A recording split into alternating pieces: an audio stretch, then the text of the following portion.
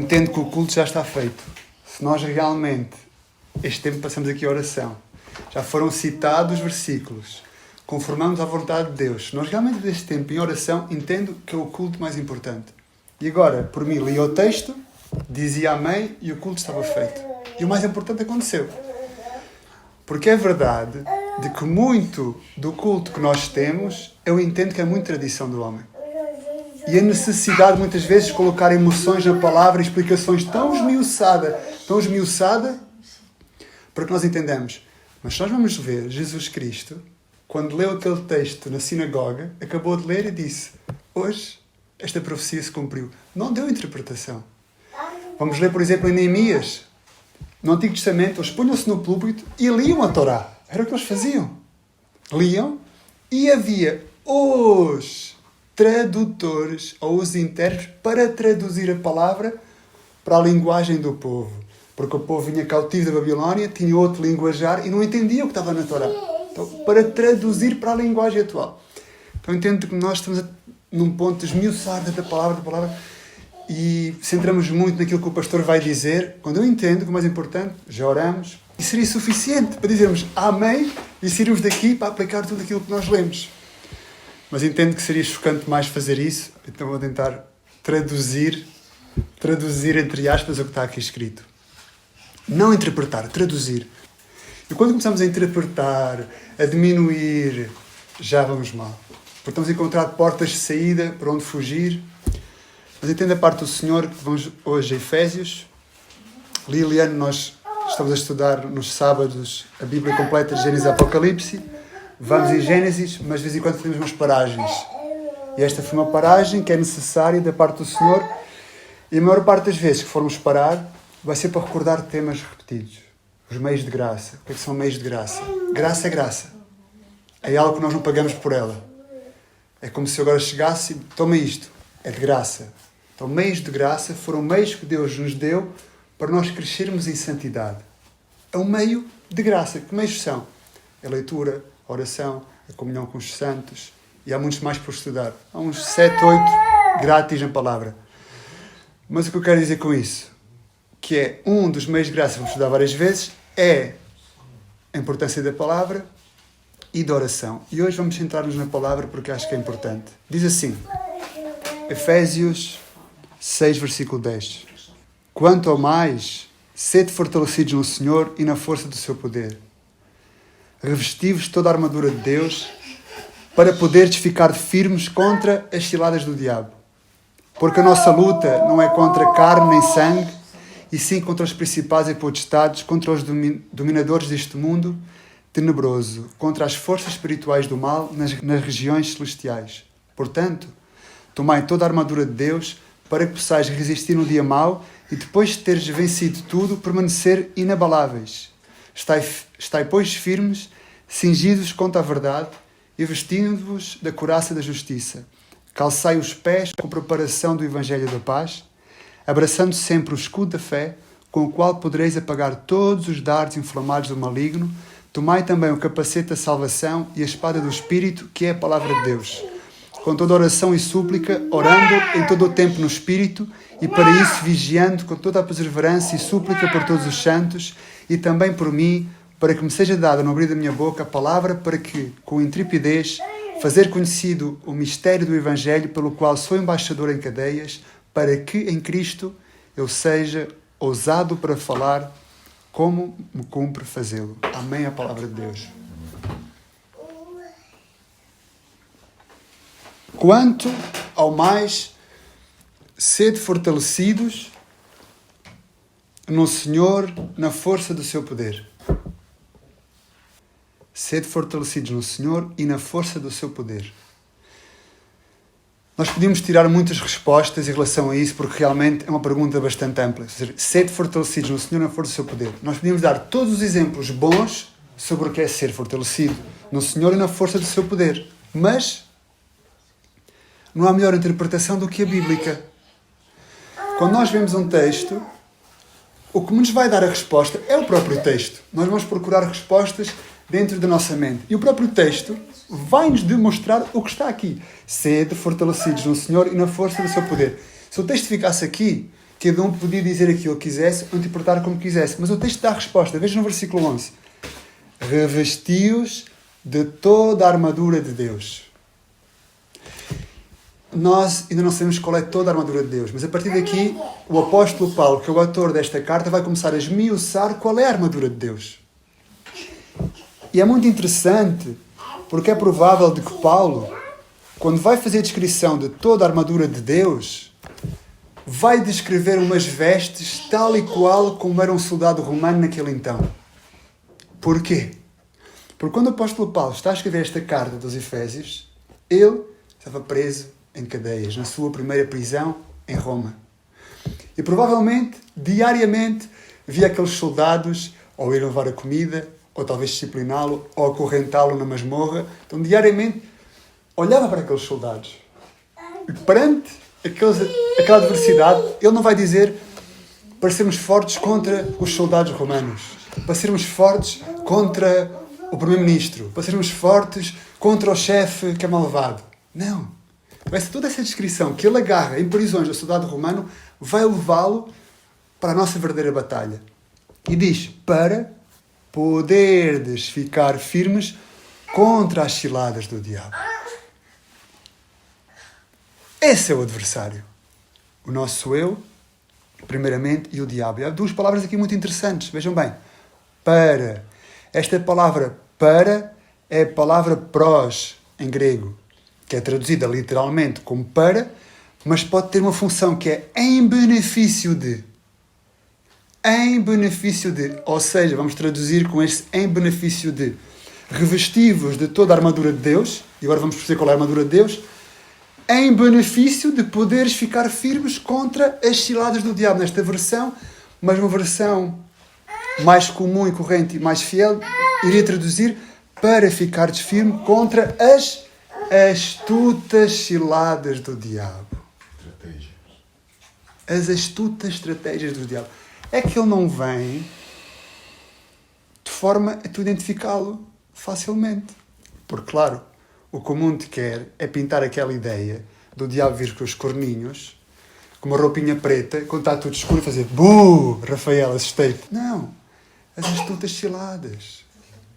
E como nós vimos em Filipenses, as astutas ciladas do diabo não vêm para nos meter medo. Vêm para quê? Para atrair a nossa concupiscência.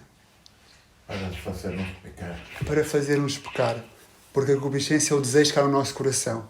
Se o diabo nos tentasse com algo que a nós não nos produz desejo, ia ser uma tentação? Não.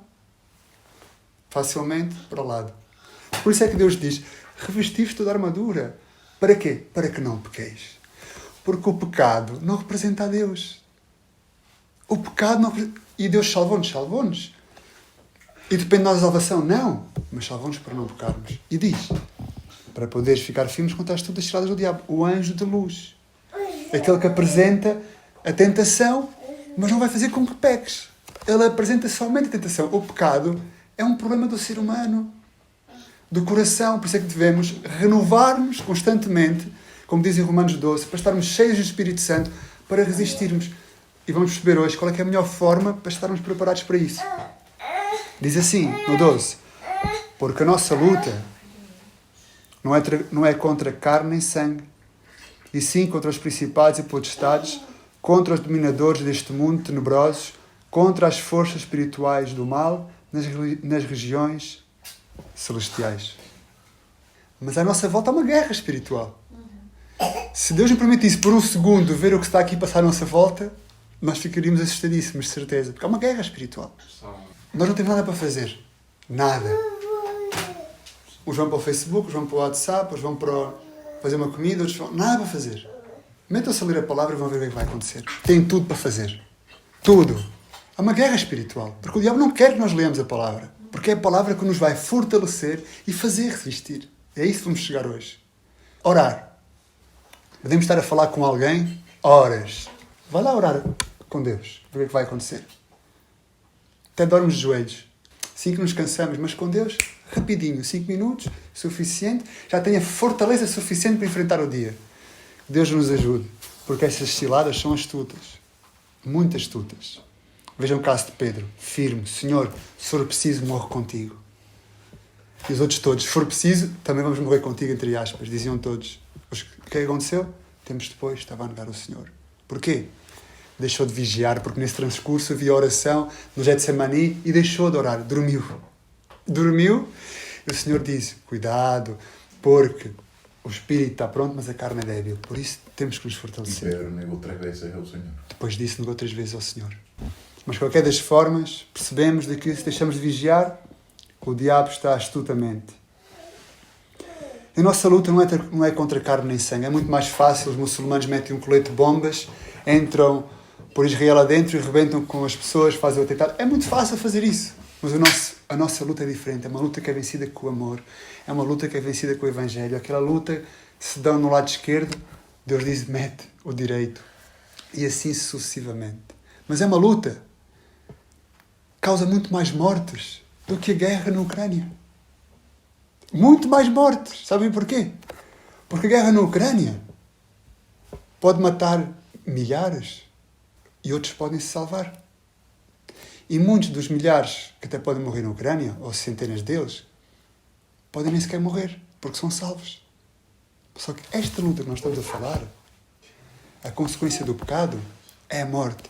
E tem 100% de eficácia. 100%. 100%. O pecado tem 100% de eficácia. Ai não, agora temos que combater o cancro. Não há pior cancro que o pecado. Que esse tem 100% de mortalidade. Para quando? Para sempre. Uma eternidade no inferno. E a nossa luta é contra isso. E a única forma de vencer essa luta é através do Evangelho. Só o Evangelho de Jesus Cristo. Só Jesus pode resgatar uma alma que está morta, que está eternamente condenada ao inferno, atraí-lo com cordas de amor à cruz, alertá-lo para a situação dele por graça e dar-lhe a vida eterna. E essa é a nossa luta. E como é que nós vamos vencer essa luta? Com a palavra. A proteger-nos e a levar a palavra a outros. Imaginem, esse exemplo trivial que eu sempre ponho, imaginem, nós como bons soldados de Cristo, como está escrito em Timóteo, que éramos recrutados para ir por uma guerra. Eu dava uma pistolinha de brincar.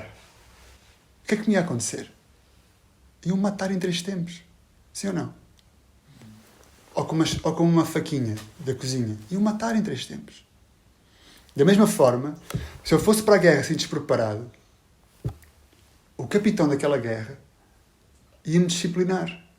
Ou então, ir para a guerra, nas trincheiras, nós estávamos com as armas na mão, levantávamos, dávamos tiro, víamos as balas, baixávamos, olhávamos para o lado, um com uma bala no peito, outro com uma bala na cabeça, um morto, e olhamos para o lado e está um de nós no Netflix a ver uma série. Tranquilo. E outro dia, ele no Netflix a ver outra série. Tranquilo, não se passa nada.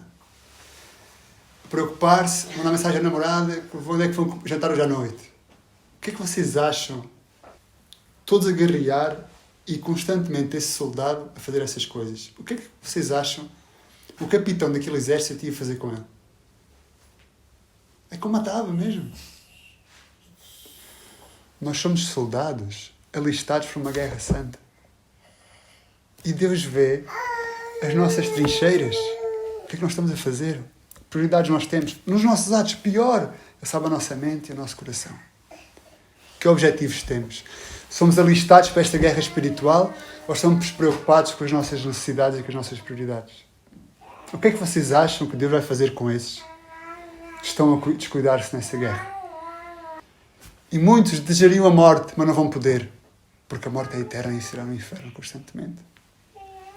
Nós temos que nos revestir da armadura. Agora vamos esmiuçar. Eu vou já avançar algumas coisas.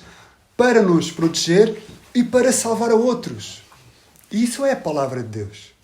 Agora imaginem. Nós enfrentamos os chefes no trabalho. O companheiro de trabalho. Os familiares. Os incrédulos. As nossas gestões do dia-a-dia. Sem estarmos cheios da palavra de Deus. Porque cheios do Espírito Santo. Senhor, estar cheio do Espírito Santo. Deus pode derramar graça, mas estar cheio do Espírito Santo é estar cheio da palavra de Deus. Agora imaginem o que é nós sabermos só textos como João 3,16, Salmo 23, como eu digo muitas vezes, são palavras úteis, são palavras que nos podem ajudar, mas não estão para todas as necessidades. Nós temos que conhecer a palavra de Deus num todo. De evangelização. Vamos evangelizar uma alma que está repleta de pecados. É um escravo de Satanás. Nós temos que ter uma palavra para aquela alma. Se nós não sabemos a Bíblia, temos que começar. A Bíblia tem que fazer parte das nossas entranhas. Da mesma forma que dominamos os softwares, temos que dominar nos trabalhos que trabalhamos. Da mesma forma que conhecemos todos os apetrechos do carro que conduzimos, que leva-nos à morte. Isto é a nossa vida. Temos que sabê-la toda, manejá-la. Cuidar dela. Paulo, em prisão, trazer-me os rolos. Era importante para ele a palavra de Deus. Não tinham acesso à palavra como nós temos hoje. Então a palavra tem que ser estimada, cuidada por nós. Sempre que possamos levar a palavra connosco, por todos os lados. E é verdade que está no telemóvel. E se o telemóvel fica sem bateria? E é verdade que se vou evangelizar a falar com alguém, vou ao Google. Isso não tem internet. A palavra tem que fazer parte de nós. Que eu sou cristão bíblico. Então fala-me sobre a Bíblia. Não me fales sobre a tua religião, não me fales sobre as tuas crenças. Fala-me sobre a Bíblia, quero ouvir sobre a Bíblia. O que podíamos dizer àquela pessoa sobre a Bíblia? Versículos. Que lhe iríamos contar para libertá-lo? Porque o que salva é a palavra, não são as nossas motivações. É a palavra que vai transformar uma alma.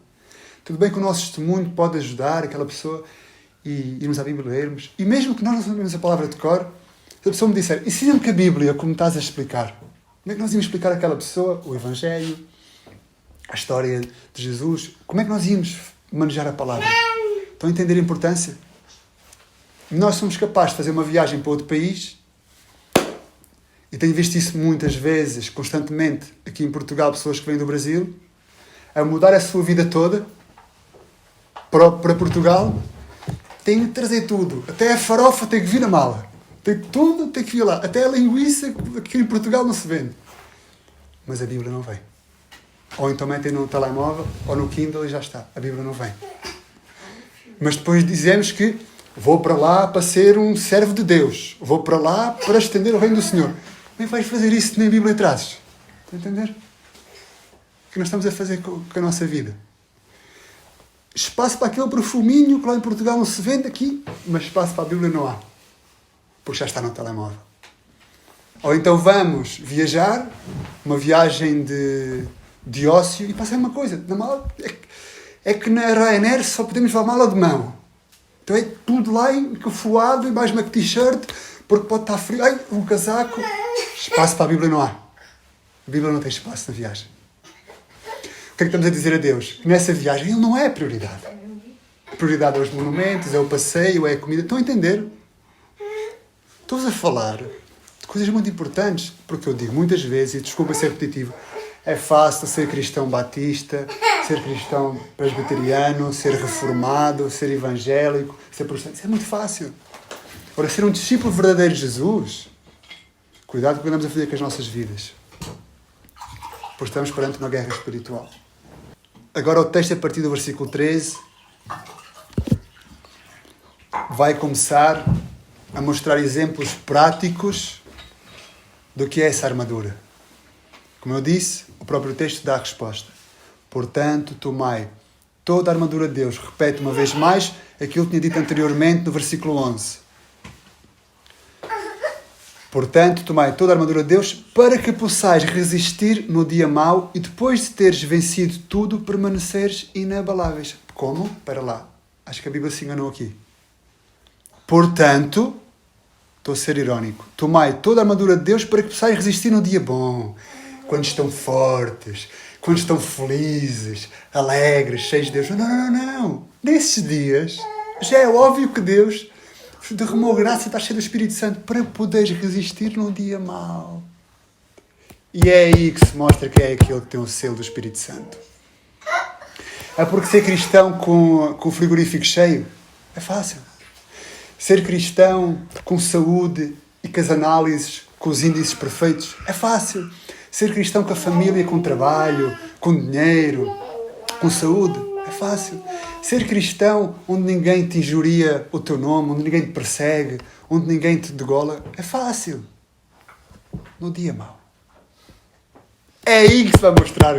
Vejam bem, portanto, tomai toda a armadura de Deus para que possais resistir no dia de mau e depois de teres vencido tudo, permanecer firmes.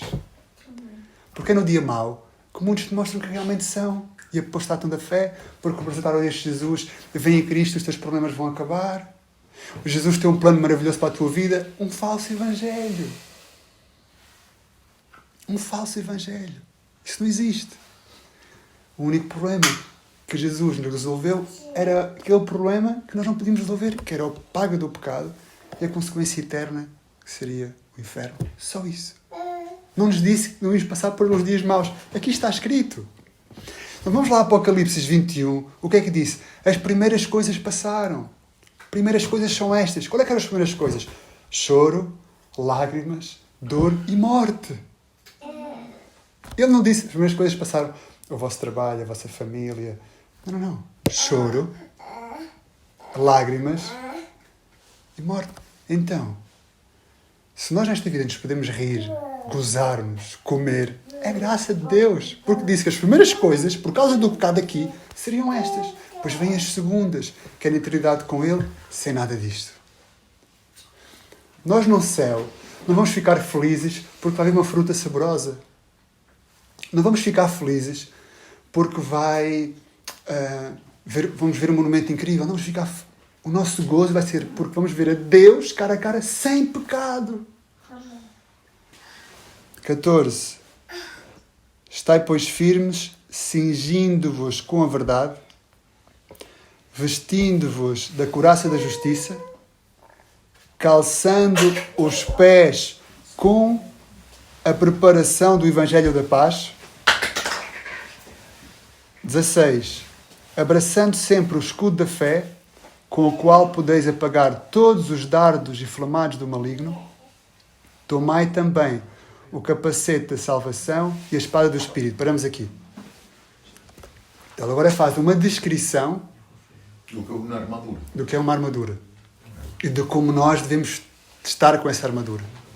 E fala da fé, destaca no versículo 16, fala da justiça, fala do Evangelho da Paz, fala com a verdade e diz: e tomai também o capacete da salvação. O capacete é algo que protege. E a espada do Espírito. Porque se há coisa que o maligno nos quer tirar da nossa vida, é a segurança da salvação, o gozo da salvação. Porque o nosso gozo aqui na terra não é mais nenhum nem outro do que Jesus Cristo, o nosso Salvador, o gozo da salvação. Constantemente encontramos isso escrito nos Salmos, pelo próprio David, e David não tinha visto a vitória da cruz. Constantemente diz: Senhor, não me tira o gozo da tua salvação, a alegria da tua salvação. Esse é o nosso gozo, essa é a nossa alegria. E diz: e a espada do Espírito. Quando nós vamos para essa guerra física, agora há pistolas, mas antes eram espadas. A espada servia para proteger e para atacar. E qual é que é o capacete da salvação e a espada do Espírito? Veja a continuação do versículo 17. Que é a palavra de Deus. É brutal. Tomai também o capacete da salvação e a espada do Espírito, que é a palavra de Deus. Então, como é que eu vou ter o capacete da salvação? A ler, compreender a palavra. E entender. Como é que eu vou ter a espada espiritual para me proteger das astutas, vejam bem, dos dardos inflamados do versículo 16, do maligno, e para o destruir com a palavra, que é a espada espiritual. Exemplo prático. Como é que Jesus Cristo, quando teve 40 dias de jejuar no deserto, se protegeu de Satanás? Com a palavra. Como é que ele destruiu o Satanás? Com a palavra. Então, nesta guerra espiritual, como é que tu vais resistir a Satanás? Com a palavra. Como é que tu vais destruir a Satanás? Com a palavra. Então, qual é que é o bem mais necessário da nossa vida? A palavra. Como é que diz em Mateus 4, versículo 4? Não só de pão viverão, mas de qual palavra? Toda. O Salmo 91? Também. Então, temos que saber toda a palavra, Rafael. Toda. Toda a palavra, qual palavra? a palavra que o pastor diz, a palavra que a sociedade diz, toda a palavra que sai de onde? Da boca de Deus. Então, nós trabalhamos diariamente por algo principal, que é o pão que nos vai sustentar. Mas Deus diz aqui, não só de pão virá o homem, mas de toda a palavra de Deus. Toda. Toda é toda. Então temos que nós conhecer toda a palavra. Por isso é que os judeus, nós dizemos muitas vezes, é que os judeus não são salvos, não conhecem a Jesus Cristo. Os judeus não tinham capítulos nem versículos na Bíblia. Não existia. Não existe. Eles não dizem Filipenses 1, capítulo 1, versículo 1. Não. Basta citar o início de um texto que já sabe o que vem a seguir. Tem os textos memorizados. Por isso é que Jesus Cristo, na cruz, disse Elohim, Elohim, lama sabachthani, Deus meu, porque me abandonaste. Porque isso era o Salmo 22. E ao citar o Salmo 22, aqueles que o ouvissem já sabiam que estava a cumprir-se aquele salmo. Era um texto profético. Mas eles não entenderam, diziam, se calhar está a chamar por Elias. Não entenderam. Então, para um judeu, bastava citar o início de um texto. E nós agora nem sequer sabemos onde está Efésios, ou Filipenses, ou 3, ou 2. Não sabemos. E atenção, é que o judeu não é salvo por não conhecer Jesus.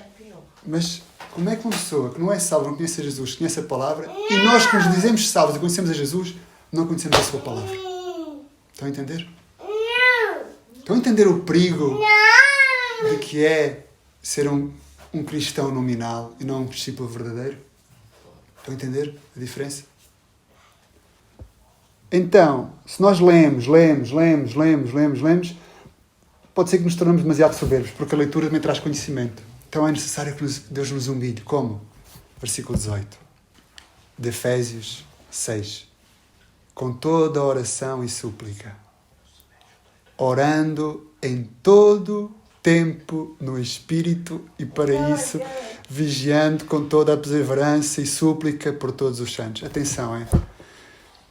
Eu não quero colocar a porta fechada, a porta que é Jesus. Eu sei que ela está muito aberta como um estádio de futebol, qualquer um pode entrar por ela e é salvo. Eu não quero estar a fechar a porta. Se eu estou a colocar a porta no sítio certo, vejam bem o que diz o texto. Com toda a oração e súplica. Não é uma oração superficial. É uma oração que vem das entranhas. Suplicar. Quando é que tu suplicas? Quando tens uma necessidade. Com toda a oração e súplica. Não é, Senhor, muito obrigado por este dia. Muito obrigado porque hoje está a chover e vais jogar o chão. Muito obrigado porque faz sol e eu posso trabalhar. Não é essas orações. Oração e súplica, um clamor, uma necessidade. E diz, orando em todo o tempo. É que é brutal. Não é aqueles 5 minutos, não é aquele devocional, em todo o tempo, constantemente. Orar em espírito. Cheio dele. Em todo o tempo no espírito. E para isso vigiando com toda a perseverança e súplica uma vez mais. Por quem? Porque há uma enfermidade? Por quem? Porque há uma necessidade física? Não. Por todos os santos. E se nós vamos ver as orações que nós temos, na maior parte que podemos esmiuçar as nossas orações, são orações nesse sentido. Por todos os santos, para que eles cresçam em santidade, para que eles cresçam no avanço do reino. A maior parte das orações é aquela famosa oração que a minha sobrinha está doente, que o meu pai partiu o pé, que amanhã tenho código de condução, para que tudo vá bem, tenho um exame de acesso à universidade. Isto são coisas cotidianas, triviais. Imagina se os discípulos reunidos orarem assim. É que o Senhor Jesus Cristo ter-lhe um cravo na mão, coitado. Nós oramos até pelas unhas encravadas. Tudo nos incomoda, fisicamente. Espiritualmente não nos incomodamos com nada. Estão a entender? A nossa guerra é espiritual. O corpo será passado pelo fogo. É verdade de que o pecado não representa a Deus. É verdade de que a enfermidade não representa a Deus. E podemos orar por essas coisas. Mas não pode ser o centro das nossas vidas, das nossas orações, das nossas reuniões. Isso não é. É a glória de Deus. E vejam bem, quando nós reunimos antes de um culto para orar, para procurar a glória de Deus, Ele vem, Ele visita, Ele nos consola-nos, Ele dá-nos a força. Orações cristocêntricas para a extensão do seu reino. Por agora vamos perceber que toda esta armadura todo este conhecimento da palavra, toda esta oração tem só um fundamento. Vejam bem o que aí vem. Agora Paulo pede que orem também por ele. Atenção, Paulo vai pedir que orem por ele, no versículo 19. E Paulo tinha todo o direito de dizer assim: é que eu estou aqui preso pelos romanos, é que eles só me trazem um pão duro para comer, é que há muitos ratos na prisão, é que ninguém me vem a visitar. Paulo tinha o direito de dizer isso, não tinha? Podia pedir isso a Deus, porque Paulo, além do mais, estava preso inocentemente. Disse: Senhor, faz justiça. Tu já viste o que me estão a fazer? Isto é uma injustiça. Ele podia dizer isso. Vejamos bem o que Paulo pede nas orações. E também por mim, ou seja, orem também por mim, para que me seja dado, no abrir da minha boca, a palavra, para que com intrepidez fazer conhecido o mistério do Evangelho. Resumidamente, para evangelizar, para dar a conhecer a Jesus. Porquê é que nós oramos uns pelos outros? É para dar a conhecer a Jesus? Porquê é que nós oramos por nós mesmos? É para dar a conhecer a Jesus? E fundamenta: pelo qual sou embaixador em cadeias. Pelo qual? Por Jesus. Eu não disse, não estou preso pelos romanos, não estou preso pelos hebreus, e diz igual no Filemão também na carta. Não estou preso porque me estão a fazer mal. Não. Embaixador em cadeias, para que em Cristo eu seja ousado para falar como me cumpre fazê-lo. Usado para falar como? Como eu entendo? Não. Como cumpre fazê-lo. E como é que vamos falar? Como diz na palavra de Deus. Com ousadia. Confiados que o nosso capitão é o próprio Deus. E a nossa guerra já não é mais mandar um murro a alguém e mandá-lo para o chão. É dar uma palavra que lhe pode transformar e passar da morte para a vida. Vejam bem o significado do que o Paulo está a dizer. Embaixador. A palavra embaixador para o mundo significa representante máximo do chefe de um Estado junto de outro Estado. É que é brutal, Senhor. Representante máximo do chefe de um Estado perante outro Estado. Emissário mensageiro. Paulo, que vem lá da terra dos judeus, até Roma, onde está a capital, onde está o representante de outro Estado, que é o César, e ele apresenta-se ali como representante do Rei de Reis e Senhor de Senhores, como embaixador. O embaixador, normalmente, atua, sabem onde? Ou só atua, sabem onde? Tu sabes melhor que ninguém que estudaste diplomácia. No exterior. O embaixador não atua no país dele. Não. No exterior. É que aqui é fácil ser cristão. Aí fora é que temos de ver quem são os embaixadores.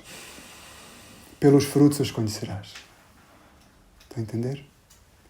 Eclésia, palavra em grego, eklésia, significa, traduz-se como congregação, mas a palavra no original em grego significa desde dentro hacia fora.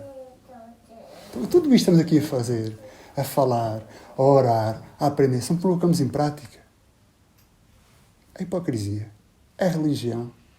Somos piores que os muçulmanos. Estão a entender? Porque estamos a falar do Rei de Reis e Senhor de Senhor, não estamos a falar do Alá, estamos a falar do Buda, estamos a falar de Jesus Cristo, aquele que morreu na cruz para dar a vida por nós. Então, embaixadores. Biblicamente, a palavra embaixador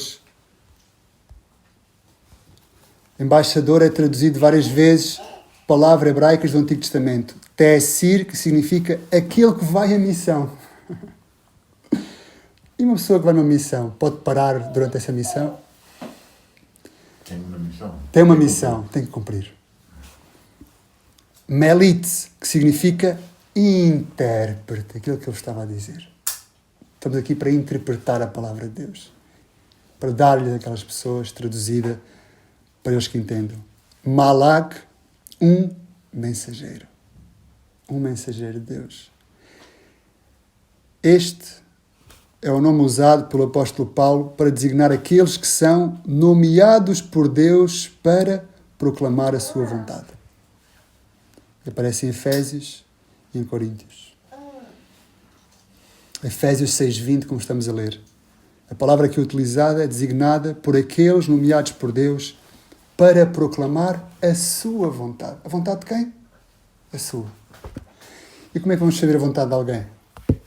Se passarmos tempo com ela. Como é que eu vou saber a vontade da minha mulher se não passo tempo com ela? Como é que eu vou saber a vontade de alguém se não passo tempo com ela? E como é que vamos passar tempo com Deus? A ler a sua palavra e em oração. Ai, que Deus nos ajude. A ler a sua palavra e em oração. E agora quero ver um exemplo brutal de tudo o que eu vos estou a falar. Não temos que ser teólogos para saber isto. Só temos que ter vontade de esquadrinhar a sua palavra e ter uma Bíblia minimamente boa. E já vamos perceber a grandeza do que estamos aqui a falar. Paulo acaba de descrever a armadura de Deus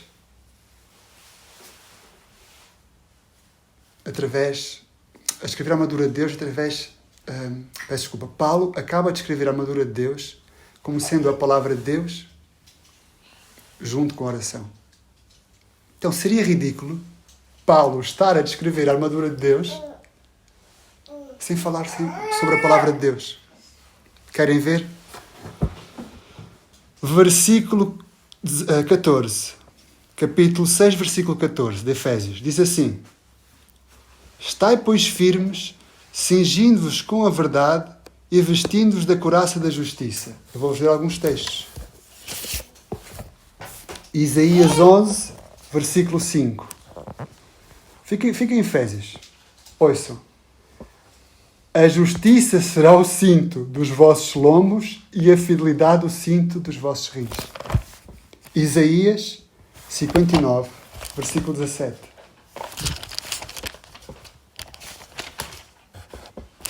Isaías 59, versículo 17. Vesti-vos da justiça como de uma couraça, e pôs o capacete da salvação na cabeça, pôs sobre si a vestidura da vingança e cobriu-a de zelo como um manto. Versículo 15. Calçai os pés com a pregação do Evangelho da Paz. Vamos a Isaías 52, versículo 7. E diz o seguinte: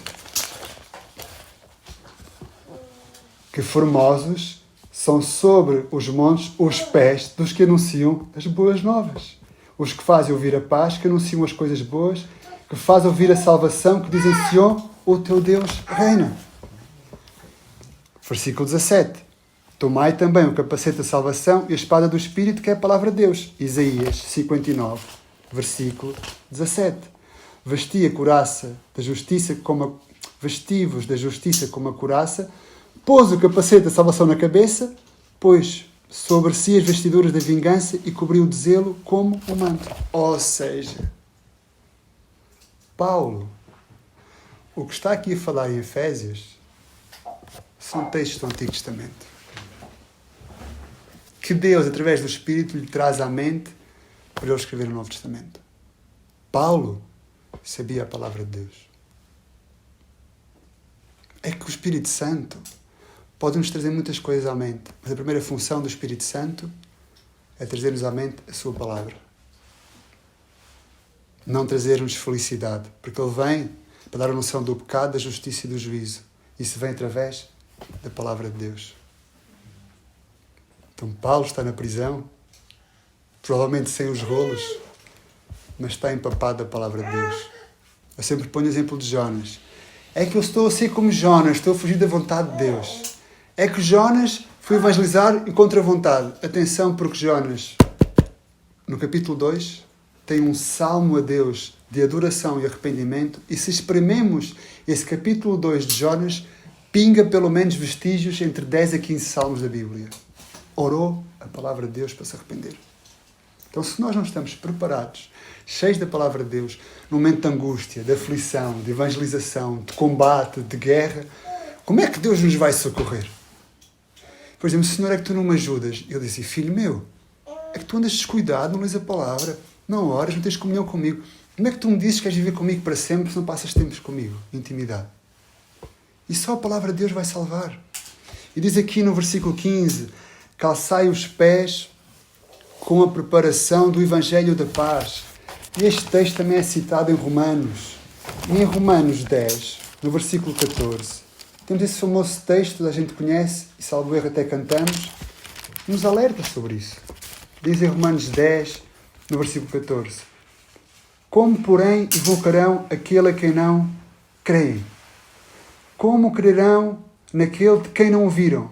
E como ouvirão se não há quem pregue? E como pregarão se não foram enviados? E como está escrito, quão formosos são os pés dos que anunciam a paz, as boas coisas, como está no versículo 15. Então, se nós não estamos empapados da palavra de paz, da palavra de Jesus, não vamos conseguir levar essa paz às pessoas. Porque a palavra, resumidamente, não é só a Bíblia. A palavra é uma pessoa. A palavra é uma pessoa. A palavra é Jesus. Diz em João 1, versículo 1. No início era o Logos, e o Logos estava com Deus, e o Logos era Deus. Traduzido como verbo. No início era o verbo, e o verbo estava com Deus, e o verbo era Deus.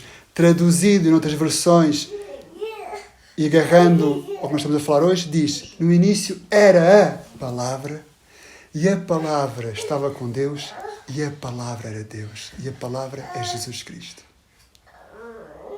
A palavra morreu numa cruz para nos salvar. Todas as coisas foram feitas por Ele e através dEle, com o poder da sua palavra.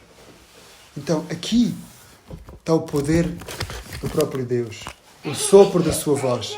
E a palavra encarnada, tudo o que está aqui, a palavra encarnada que é Jesus, morreu numa cruz para nos salvar.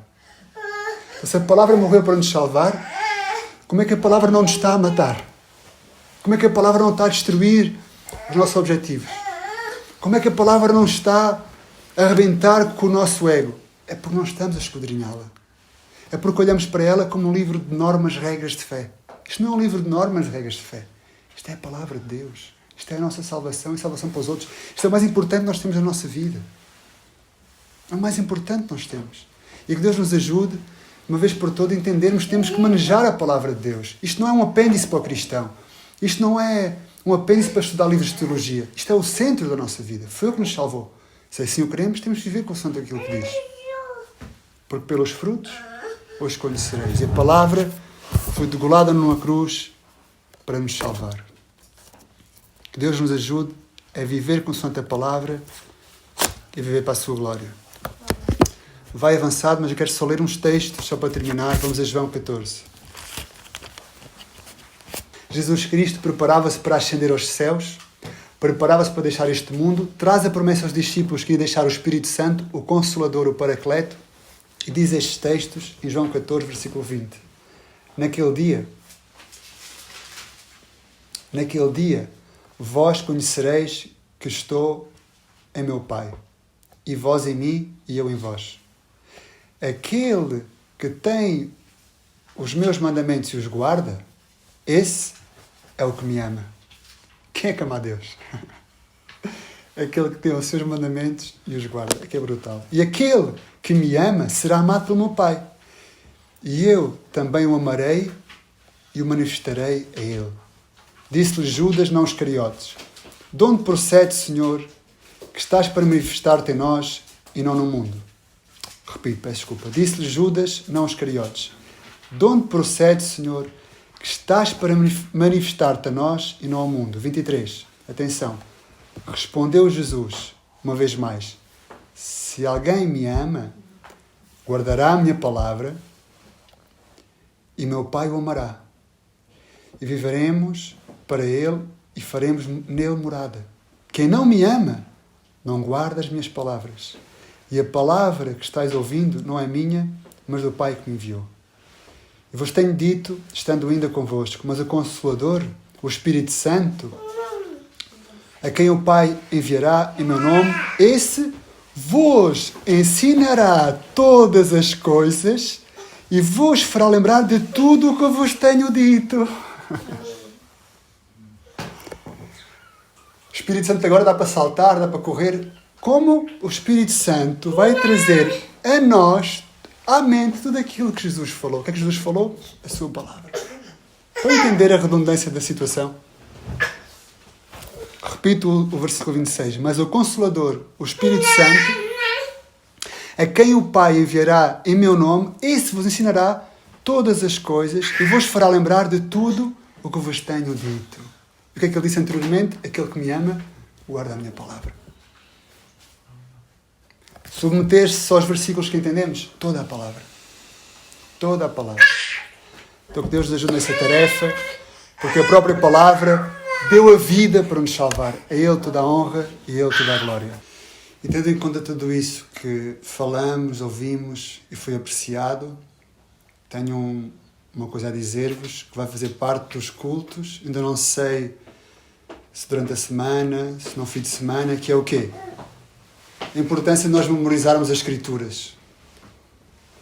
E não é memorizar para sabermos as Escrituras. É memorizar para que elas façam parte de nós. Vamos começar a memorizar as Escrituras juntos. Além da necessidade de memorizar as Escrituras separadamente, vamos começar a memorizar as Escrituras juntos. De que forma? Estou em oração para escolher um texto. Em princípio vamos começar com o Salmo 42, mas pode ser durante esta semana Deus mude. Então vou imprimir umas folhas. Vou dar uma folha a cada um com os versículos. Se o versículo for grande, decoramos um versículo por semana. Se for mais pequeno, juntamos 2 versículos ou até 3. O objetivo é, todas as semanas, temos um versículo memorizado. Vimos aqui, vamos dizer o versículo de memória, para que cheguemos ao final do texto e tenhamos o versículo memorizado. Deu para entender o que eu disse? Sim? O que é que eu digo muitas vezes? As pregações, o culto, não é só um mandamento porque temos que ir. A nossa vida é uma vida de culto. Tento dar ferramentas para vos ajudar na oração, no estudo da palavra e agora na memorização. Então, semanalmente, vamos decorar um versículo e eu cobrarei cada um se memorizaram esse versículo ou não. E se não memorizaram, mais vale dizerem que não, porque Deus viu que não memorizamos, não é? Não vale a pena estar ali à porta e sacarem o papel. Então, memorizar o versículo Para cada um. Para cada um e para a glória de Deus. Então, próxima semana, se Deus quiser, vou trazer o texto para começarmos a memorizar. Em princípio vai ser o Salmo 42, mas pode haver mudanças. Vamos ter um momento de oração para consolidar a palavra que foi ouvida.